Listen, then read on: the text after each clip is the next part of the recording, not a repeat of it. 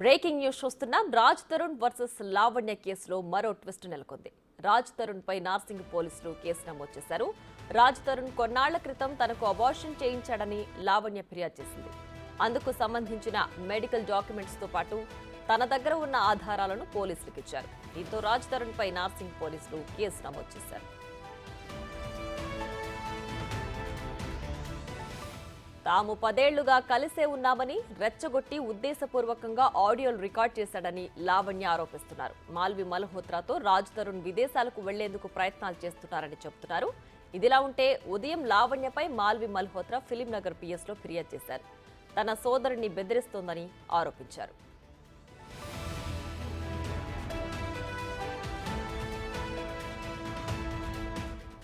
మాల్వి మల్హోత్రా ఫిర్యాదు చేసిన కొద్దిసేపటికే లావణ్య నార్సింగ్ పోలీసులకు మరోసారి ఫిర్యాదు చేశారు.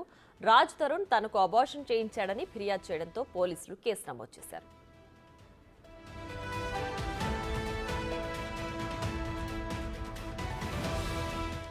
ఇప్పటి వరకు తనకేం సంబంధం లేదన్న రాజ్ తరుణ్ లావణ్య ఆరోపణలపై ఏం సమాధానం చెబుతారన్నది ఆసక్తిగా మారింది.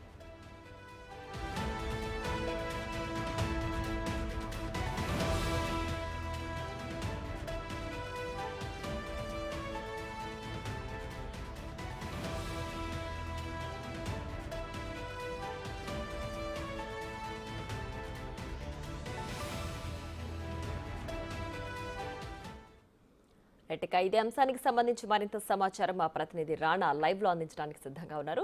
రాణా, చెప్పండి. లావణ్య, రాజ్ తరుణ్, మాల్వి మల్హోత్రా కేసులో మరో ట్విస్ట్ నెలకొంది. ప్రస్తుతానికి లావణ్య తనకు అబార్షన్ చేయించాడని చెప్పి రాజ్ తరుణ్ పై కేసు నమోదు చేసింది. మరి ఇప్పుడు రాజ్ తరుణ్ ఏం చేయబోతున్నారు? ప్రస్తుతం అప్డేట్ ఏంటి?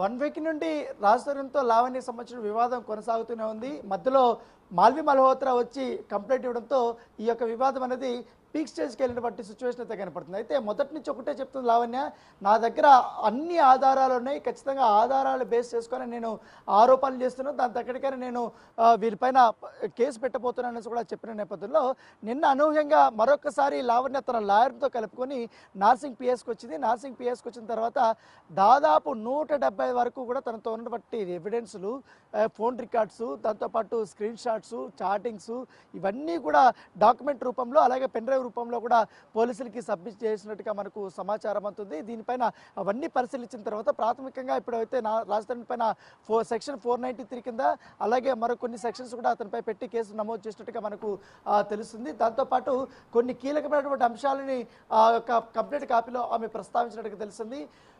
పలుమార్లు నా పైన అబార్షన్ చేయించాడు రాజ్ తరుణ్, దానికి సంబంధించి మెడికల్ సర్టిఫికేట్స్ నా దగ్గర ఉన్నట్టు కూడా అవి కూడా సబ్మిట్ చేసినట్టుగా తెలుస్తుంది.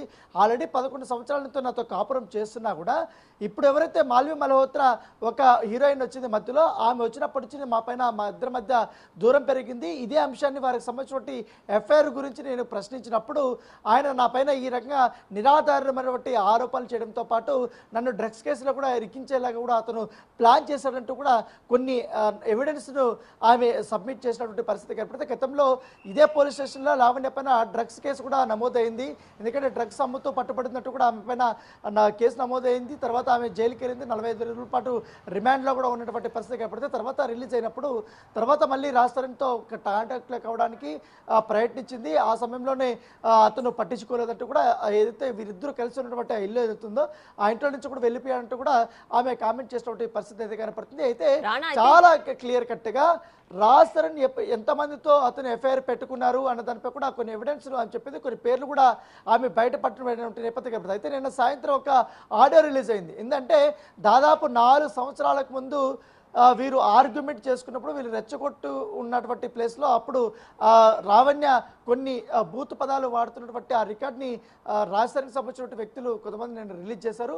ఇప్పుడు ఆ ఆడియో అనేది ఒక్కసారిగా వైరల్ అయినటువంటి నేపథ్యంలో ఆ విషయం గురించి కూడా నా పోలీసు కంప్లైంట్లో కూడా ఆమె ప్రస్తావించినట్టు తెలుసుగా నన్ను రెచ్చగొట్టి కొన్ని ఆడియో రికార్డ్ని పెట్టి వాటిని నన్ను బద్నాం చేయాలని కూడా ఆ రకంగా కూడా నన్ను బ్లాక్మెయిల్ చేస్తున్నట్టు కూడా ఆమె చెప్పింది. చెప్పదా ప్రియా? రైట్ రానా, అయితే ఇప్పుడు వారం రోజులుగా ఒకరిపైన ఒకరు ఆరోపణలు చేసుకుంటున్నారు, కేసు పెట్టుకుంటున్న నేపథ్యంలో ఇప్పుడు అబార్షన్ అంశాన్ని ఆమె తెరపైకి తీసుకొచ్చి ఆయన పైన కేసు పెట్టడాన్ని ఏ విధంగా చూడాలి అంటే మల్హోత్రా ఈమె పైన కేసు పెట్టింది కాబట్టి లావణ్య మళ్ళీ ఇప్పుడు రాజ్ తరుణ్ పైన కేసు పెడితే వాళ్ళు దారికి వస్తారు, తన మాట వింటారు అనే విధంగా ఒకరిపైన ఒకరు ఎత్తులు వేసుకుంటున్నారా ఈ కేసుల పరంపరలో?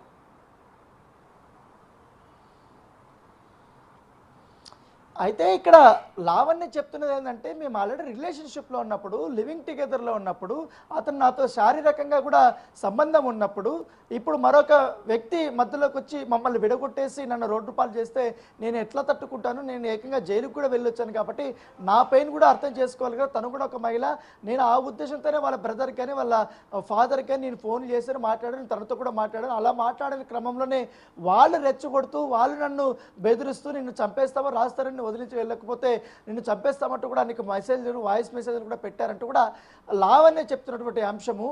అయితే రాజశరణ్తో తనకున్నటువంటి బంధాన్ని ఆమె బయట పెట్టడం పైన ఎక్కువగా ఫోకస్ పెట్టేట్టుగా తెలుస్తుంది. ఎందుకంటే రాజశరణ్ మొదట్లో తన లావణ్యతో నాకు ఆమెతో లివింగ్ రిలేషన్షిప్లో ఉన్నప్పటికీ కానీ తర్వాత మేమిద్దరం విడిపోయాము. మా ఇద్దరి మధ్య కొన్ని మనస్పర్ధలు వచ్చడం వల్ల ఆమెతో నేను కలిసి లేననేసి కూడా అతను కూడా చెప్పిన నేపథ్యంలో, లేదు నేను జైలుకి వెళ్ళాక ముందు రోజు కూడా తను నాతోనే ఉన్నాడు, మేమంతా కూడా ఒకటే రూమ్లో ఉన్నామనేసి కూడా తను చెప్తుంది. అయితే రాజశరణ్ మాత్రం ఈ లావణ్యకు సంబంధించిన మరొక ఫ్రెండ్ ఎవరైతే ఉన్నారో అతను ఆల్రెడీ ఒక డ్రగ్స్ కేసులో కూడా ఇన్వాల్వ్ అయి ఉన్నాడు. ఎందుకంటే డిఎల్ఎఫ్ దగ్గర బట్టి ఆ డ్రగ్స్ కేసులో అతను కూడా ఇన్వాల్వ్ అయిన తర్వాత ఆ డ్రగ్స్ కేసులో ఆయన ఇన్వాల్వ్ అయినప్పుడు ఆ ఫోన్ నెంబరు లావణ్యది కూడా అతను ఫోన్లో ఉంది కాబట్టి దాన్ని బేసేసుకొని అప్పుడు లావణ్య పైన కూడా కేసు నమోదైంది.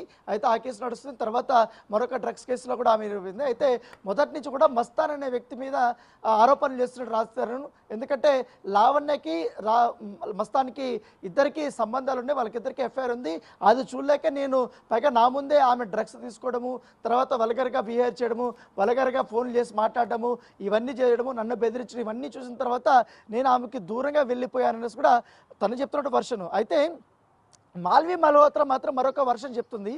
అసలు నాకు రాజశరణ్ ఒక కో యాక్టర్ మాత్రమే తెలుసు. ఈ సినిమా ఏదైతే తిరగబండిరా స్వామి అనే సినిమాకు మాత్రం తాను హీరోయిన్గా ఉన్నాడు, తన కో యాక్టర్కి మాత్రమే తెలుసు నాకు, అంతే పరిచయం. కానీ మిగతా ఎటువంటి వ్యవహారాల్లో మాకు ఇన్వాల్వ్మెంట్ లేదు, అతనితో నాకు ఎటువంటి సంబంధం లేదు. కేవలం అతను ఈ 6 నెలల్లోనే ఒక్కసారి మాత్రమే నేను మాట్లాడాను, అది కూడా మూవీకి సంబంధించిన అంశం పైన మాట్లాడాను. ఇప్పుడు మూవీకి సంబంధించిన ప్రమోషన్స్ కూడా రెడీ అవుతున్నాయి. సినిమా రిలీజ్కి రెడీ అయినటువంటి నేపథ్యంలో కావాలని బ్లాక్మెయిల్ చేయాలనే ఉద్దేశంతో లావణ్య నా పైన కానీ నా కుటుంబ సభ్యులపైన ఆరోపణలు చేస్తుందంటూ కూడా తను చెప్తుంది. అయితే ఆల్రెడీ సిపి ఆఫీస్ దగ్గర ఉమెన్ సేఫ్టీ వింగ్లో తన కంప్లైంట్ ఇచ్చింది.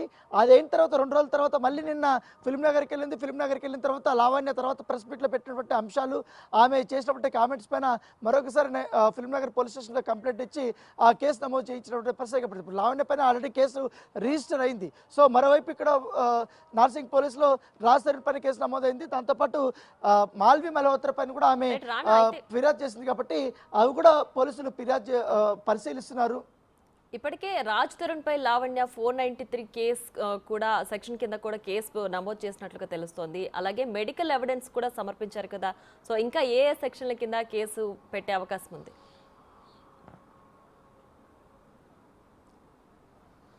ఖచ్చితంగా మోసము, నమ్మించి మోసం చేశాడనేది ఒక కేసు, తనతో ఫిజికల్గా వాడుకున్నాడనేది ఒక కేసు, చీటింగు అని ఇంకా చాలా వరకు ఉన్నాయి. ఇంకా 4-5 సెక్షన్స్ కూడా యాడ్ చేస్తామని చెప్తున్నారు. దానికి సంబంధించిన ఎవిడెన్స్ కూడా మేము చూస్తున్నాం కాబట్టి పరిశీలిస్తున్నాం కాబట్టి పరిశీలించిన తర్వాత ఎంక్వైరీల భాగంగా మరికొన్ని సెక్షన్స్ యాడ్ చేసే అవకాశం ఉన్నట్టుగా తెలుస్తుంది. ఎందుకంటే కొన్ని బేస్లెస్ అలిగేషన్స్ కూడా ఉండే అవకాశం ఉందనేసి కూడా పోలీసులు భావిస్తున్నారు. సో ఈ కేసు హై ప్రొఫైల్ కేసు కాబట్టి, ఒక హీరోకి సంబంధించిన కేసు కాబట్టి అన్ని కోణాల్లో కూడా విచారించాలి అనేది కూడా వారు భావిస్తున్నారు. కాకపోతే ఎక్కువగా లావణ్యకి మాత్రం రాజశరణ్కి తనకున్నటువంటి సంబంధం పైన ఎక్కువగా ఆమెతున్నారు. ఎందుకంటే తనను ప్రేమించాడు, పెళ్లి చేసుకున్నాడు, సహజీవనం చేశాడు, ఇప్పుడు అసలు సంబంధమే లేనట్టుగా రోడ్డు మీద వదిలేశాడని కూడా తన ఆరోపణలు చేస్తే, దాంతోపాటు తన క్యారెక్టరైజేషన్ చేస్తున్నాడు. తర్వాత తప్పుడు ఆరోపణలు చేయడంతో పాటు కొన్ని ఆడియోలు కానీ ఇవన్నీ రిలీజ్ చేయడము, తర్వాత బెదిరింపులు చేయడము, ఇవన్నీ చేస్తున్నాడు. కాబట్టి నాకు లైఫ్ థ్రెటనింగ్ ఉందనేసి కూడా తను ఫిర్యాదు చేసింది.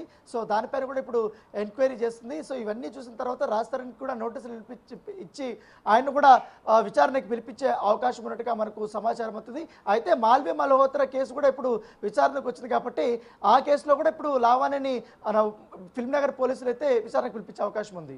Right Rana, thanks for the updates.